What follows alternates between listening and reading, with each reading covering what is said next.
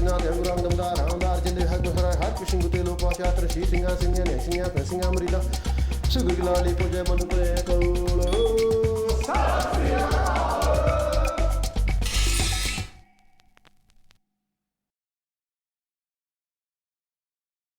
It began early in the morning by me milking buffaloes. Like, it's not part of my training, but to milk my buffaloes, make sure that my granny got my milk, drank that.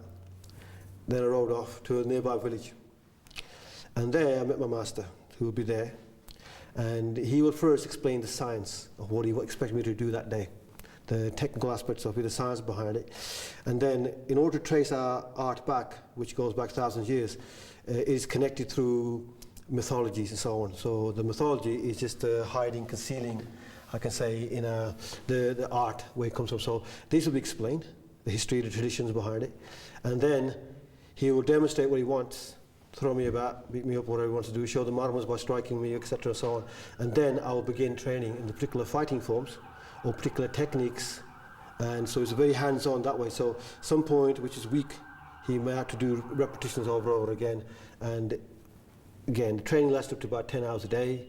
The old man was sitting there, he'll get up, he'll demonstrate, he'll show, get me to practice. If I had questions at the end of the day, I could ask him. And it would intersperse between practice, a bit of theory work, questions, just the way I do it now here, and we will carry on like this. And all the sparring, like we do with blades and swords and so on, because the art is not taught, there's not, the forms we have in this art are not like set movements and so on. They're set principles and so on. And we can apply those forms directly to sparring, to actual fighting and so on. It's not sparring in the sense, the Western sense. It is far more efficient. It is, it's called, so two swordsmen will get up and they will go to a point of killing each other. And the master will watch them, or if he participates, he will keep on correcting the students throughout.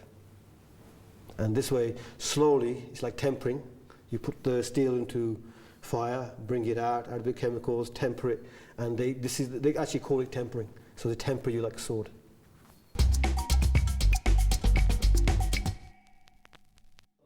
Early on, the wrestling element, the training, that was because of my granddad.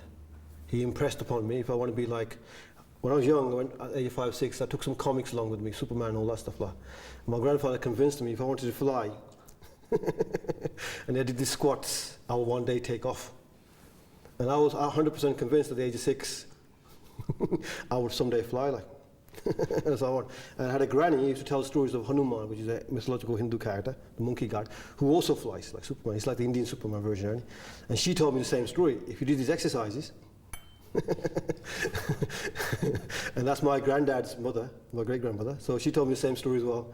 My grandfather told, so I got training and stuff like that, and he's a wrestler, and the whole atmosphere was, and other wrestlers used to come and see my grandfather, and yeah, it's that kind of culture, and children copy what's around them, so on, so I copied him.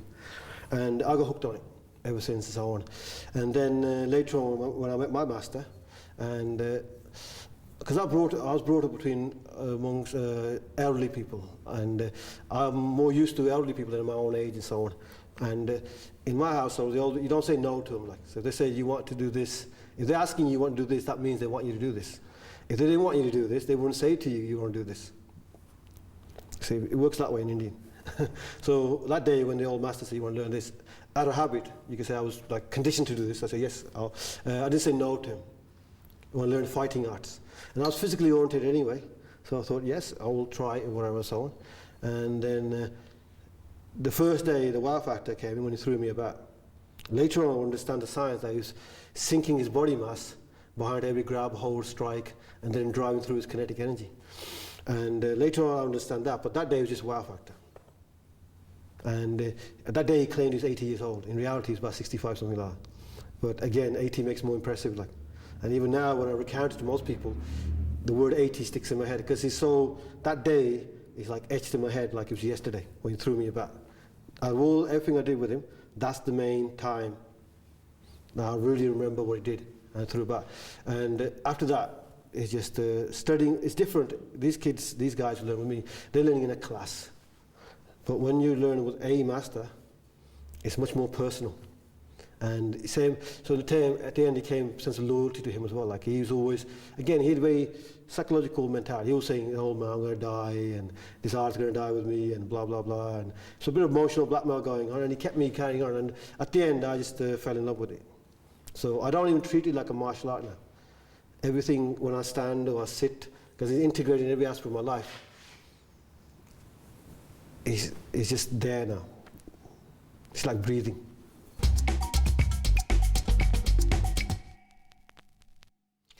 Now, I've been brought in the West, okay, so apart from what you call keeping tabs on Wolverhampton Wanderers football team, like, there's not much I was doing really in England at that time.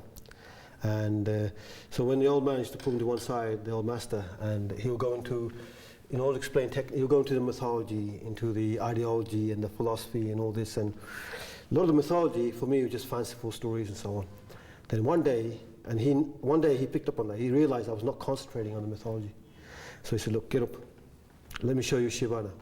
So he went through, he described this movement here, which is a fluid that you call Gard.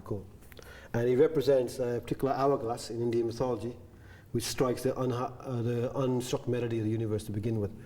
And then there's that flame, the universe, and then it begins and it shoots out flame. Just like with a flame, it shoots out light, you close your eyes. So all the myth was explained, but then he contextualized it in a practical way that when he came at me and I did not hit him. Because what he's doing is hitting my eyes and groin at the same time. Direct, and think about it, eyes, groin, you don't know where you are. And the earth, and the myth talks about it being like earthquake and so on, a blinding light at the beginning of the universe which blinds everybody and so on. So he actually brought the myth to life in a practical way. And in this way, then it sort of clicked in my head that these myths are not fanciful stories, they actually enshrine in a sort of codified way the history of the art. And one day he will explain, he says, look, if you want to send this object to, say, England, you can't just send that, you've got to package it. And a lot of times the package is greater than the actual object you send. This is how if you want to take information from 1,000 years ago and make sure that it lives on, you package it in nice stories and so on. So all the myth, so majority is just packaging, but the core is, the essence is in there. And this is how through oral tradition they survive. So once that I understood that, and that was really then, and then after that, all those stories were no longer fanciful. I understood that there's something deeper in them.